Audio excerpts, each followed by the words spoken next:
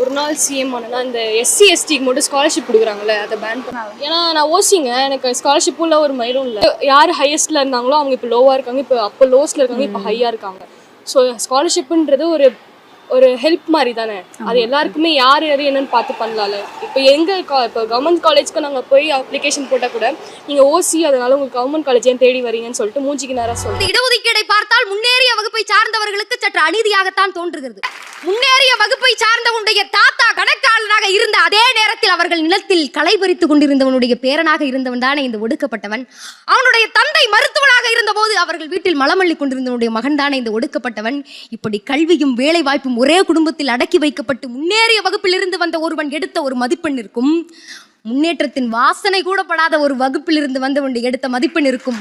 இடையில் குறைந்த அந்த ஒற்றை மதிப்பெண்ணானது அந்த தாழ்த்தப்பட்டவனுடைய தகுதியை குறைத்து காட்டவில்லை, அவனை தாழ்த்தியே வைத்திருந்த இந்த சமூகத்தின் மதிப்பெண்ணை அல்லவா அது குறைத்து காட்டுகிறது.